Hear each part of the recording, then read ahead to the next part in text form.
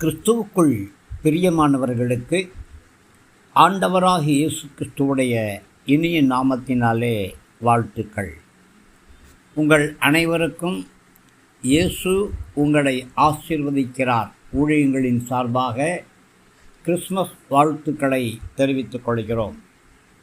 இந்த நாளின் தியானத்திற்காக நாம் எடுத்துக்கொண்ட வேத பகுதி மத்தேயு சுவிசேஷம் 1ஆம் அதிகாரம் 21 முதல் 23 வசனங்கள்.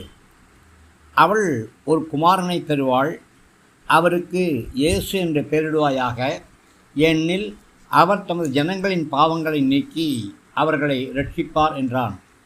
தீர்க்கதரிசியின் மூலமாக கர்த்தரால் உரைக்கப்பட்டது நிறைவேறும்படி இதெல்லாம் நடந்தது. அவன், இதோ ஒரு கன்னிகை கர்ப்பவதியாகி ஒரு குமாரனை பெறுவாள், அவருக்கு இம்மானுவேல் என்று பெயரிடுவார்கள் என்று சொன்னான். இம்மானுவேல் என்பதற்கு தேவன் நம்மோடு கூட இருக்கிறார் என்று அர்த்தமாம். பிரியமானவர்களே, நிச்சயமாகவே இம்மானுவேல் என்றால் தேவன் நம்மோடு கூட இருக்கிறார் என்று சொல்லி அர்த்தம். மத்தேயு 1ஆம் அதிகாரம் 23ஆம் வசனத்திலே, இதோ ஒரு கன்னிகை கர்ப்பவதியாகி ஒரு குமாரனை பெறுவாள், அவருக்கு இம்மானுவேல் என்று பெயரிடுவார்கள் என்று சொல்லப்பட்டிருக்கிறது. இதற்கு கடவுள் நம்முடன் அல்லது தேவன் நம்மோடு கூட இருக்கிறார் என்று மொழிபெயர்க்கப்பட்டிருக்கிறது. இந்த வசனத்தின் அடிப்படையிலே ஒரு சில காரியங்களை தியானிக்கிறோம். முதலாவதாக, இயேசு கிறிஸ்துவுடைய பிறப்பானது தீர்க்க தரிசன நிறைவேறுதலாக இருக்கிறது. ஏசாயா 7ஆம் அதிகாரம் 14ஆம் வசனத்திலே உள்ள தீர்க்க தரிசனம் இங்கே நிறைவேறுகிறது. கடவுளுடைய திட்டத்தின் தெய்வீக ஒத்திசைவை இதை காட்டுகிறது. இயேசுவின் பிறப்பு அது நிகழ்வதற்கு முன்பாகவே தீர்க்க தரிசனமாக கூறப்பட்டது. அது உறுதிப்படுத்தப்படுகிறது. பிரியமானவர்களே, உங்களுடைய வாழ்க்கையிலே கூட கர்த்தர் தீர்க்க தரிசனமாக என்ன வார்த்தைகளை சொல்லியிருக்கிறாரோ அந்த வார்த்தைகளை நிச்சயமாக உங்களுக்கு நிறைவேற்றுவார்.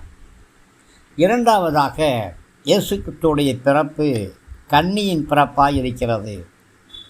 இயேசுவின் பிறப்பின் அதிசயமான சாராம்சம் இதுதான்.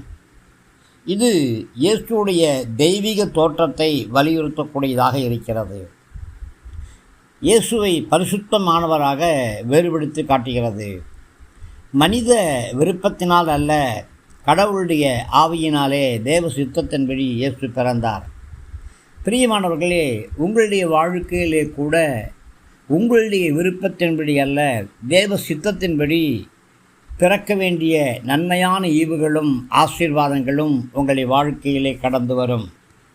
மூன்றாவதாக, இயேசு ஒரு தெய்வீக அவதாரமாக காணப்படுகிறார். இம்மானுவேல் என்றால் கடவுள் நம்முடன், தேவன் நம்மோடு என்று அர்த்தம். இயேசு கிறிஸ்துவுக்குள்ளாக கடவுள் மனித மாம்சத்தை எடுத்து நம்மிடத்தில் நடந்து தெய்வீகத்திற்கும் மனித நேயத்துக்கும் இடையிலான இடைவெளியை குறைக்கிறார் அல்லது நீக்குகிறார் என்பதை இது குறிக்கிறது. பிரியமானவர்களே, இயேசு கிறிஸ்துவுடைய பிறப்பின் நோக்கமே மனித நேயம்தான். இவ்வளவாய் உலகத்திலே அன்பு கூர்ந்தார் என்ற வார்த்தை யோவான் 3:16 வாசிக்கிறோம். தேவன் அன்பாகவே இருக்கிறார், அன்பில்லாதவன் தேவனை அறியான் என்று வேதம் சொல்கிறது. ஆக வானத்தையும் பூமியும் உண்டாக்கின வல்லமையான தேவன் மனித அவதாரம் எடுத்து மனிதர்களாகிய நம்மோடு இணைந்து செயல்படுவதை இந்த வார்த்தை நினைவு கூறுகிறது. ஒருவேளை என்னை விசாரிக்க யாருமே இல்லையே, என் கண்ணீரை துடைக்க யாருமே இல்லையே, என்னுடைய அங்கலாய்ப்பை கேட்க யாருமே இல்லையே என்று அங்கலாய்த்து கொண்டிருக்கிறீர்களா? உங்களுக்கு ஆறுதலான வார்த்தை, உங்களை உற்சாகப்படுத்தக்கூடிய ஒரு வார்த்தை. வானத்தையும் பூமியும் படைத்த கடவுள் உங்களோடு கூட இருக்கிறார். நான்காவதாக, தேவ பிரசன்னம். இம்மானுவேல் அல்லது கடவுள் தன் மக்களோடு தொடர்ந்து இருப்பதை உறுதிப்படுத்தக்கூடியது. உங்களுடைய வாழ்க்கையிலே மகிழ்ச்சியான நேரங்களிலும் துக்கமான நேரங்களிலும் போராட்டமான நேரங்களிலும் அல்லது விரக்தியின் போதும் இறைவன் உங்களோடு கூட இருக்கிறார். இருந்து உங்களுக்கு சகலவிதமான ஆறுதலையும் கொடுக்கிறார். மாத்திரமல்ல, உங்களுக்கு வழிகாட்டுகிறார். நானே வழியும் சத்தியமும் ஜீவனுமாய் இருக்கிறேன் என்று சொல்லியிருக்கிறாரே. உன்மேல் என் கண்ணை வைத்து உனக்கு ஆலோசனை சொல்லுவேன், நீ நடக்க வேண்டிய வழியை நான் உனக்கு காட்டுவேன் என்று சொல்லியிருக்கிறார் அல்லவா. அவரே உங்களுடைய வழிகாட்டியாக ஆறுதல் பண்ணக்கூடியவராக இருக்கிறார். ஐந்தாவதாக, இம்மானுவேல் என்பதற்கு கடவுளுடைய மகன் என்றும் ஒரு அர்த்தம் உண்டு. மகன் என்ற தலைப்பு தந்தையோடு இயேசுவுக்கு இருந்த தனித்துவமான உறவை அடிக்கோடக்கூடியதாக இருக்கிறது. தெய்வீக அதிகாரம் மற்றும் தெய்வீக நோக்கத்தோடு கடவுளுடைய ஒரே பேரான குமாரன் இந்த பூமிக்கு வந்தார் என்று வேதம் சொல்கிறது. அவர் ஒரே பேரான குமாரனாய் இருக்கிறார். வேறு யாரும் கிடையாது. அவர் மாத்திரமே நமக்கு பாவ மன்னிப்பை வழங்கக்கூடியவராய் இருக்கிறார்.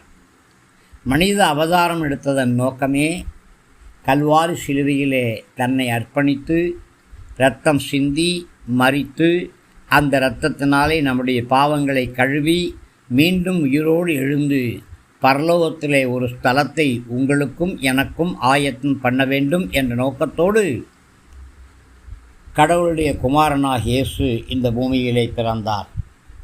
ஆறாவதாக, இயேசுடைய பிறப்பானது நமக்கு நம்பிக்கையையும் ரட்சிப்பையும் கொடுக்கக்கூடியதாக இருக்கிறது.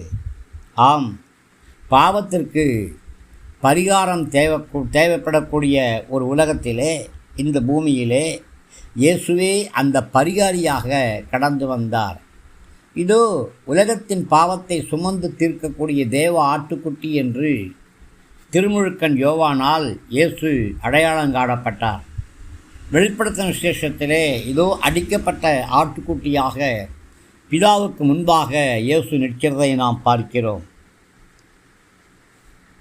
பிரியமானவர்களே, நம்பிக்கையும் ரட்சிப்பும் இயேசு கிறிஸ்துவின் வழியாக நமக்கு உருவாகிறது.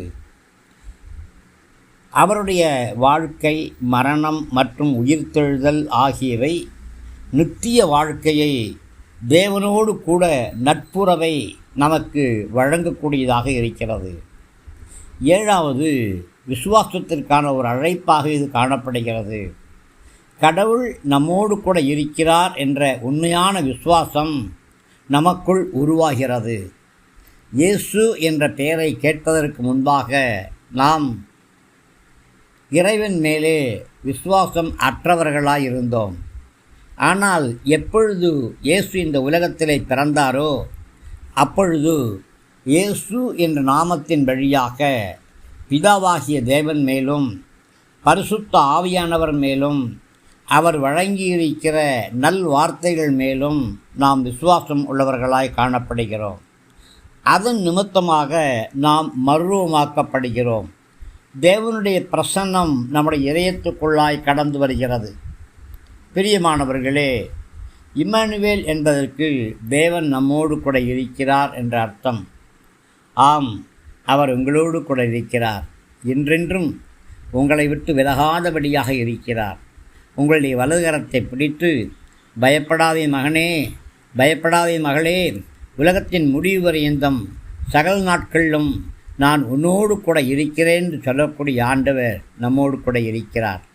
இன்றும் என்றும் மாறாத தேவ பிரசன்னம் நம்மோடு கூட இருப்பதாக.